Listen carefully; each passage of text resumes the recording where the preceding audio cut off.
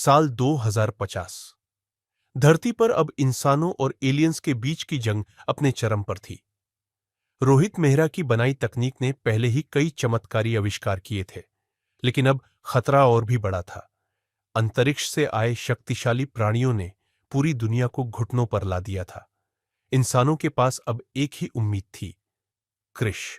कुछ साल पहले कृष ने काल और अन्य दुष्ट शक्तियों को हराया था, लेकिन अब उसे एक ऐसे शत्रु से लड़ना था जिसकी शक्ति अकल्पनीय थी।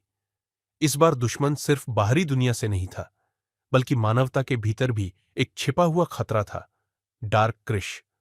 रोहित मेहरा के एक पुराने प्रयोग की असफलता का परिणाम था।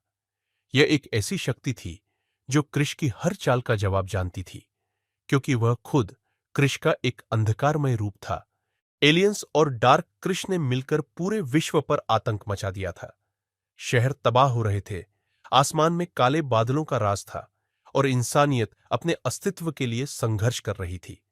कृष को अब अपने अंदर की हर शक्ति को जागृत करना था, वरना यह उसकी आखिरी लड़ाई बन सकती थी। मैं हार नहीं सकता।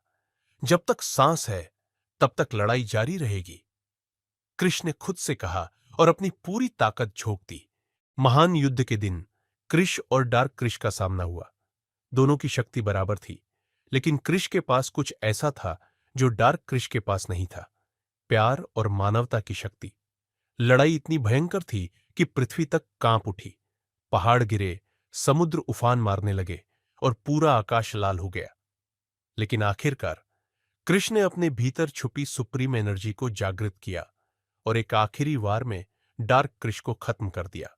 युद्ध समाप्त हो चुका था, लेकिन कृष जानता था कि यह अंत नहीं, बल्कि एक नई शुरुआत है, क्योंकि जब तक बुराई रहेगी, तब तक कृष का अस्तित्व भी रहेगा। क्या कृष की विरासत आगे बढ़ेगी? क्या कोई नया खतरा उसे चुनौती देगा? कृष 16 में जानिए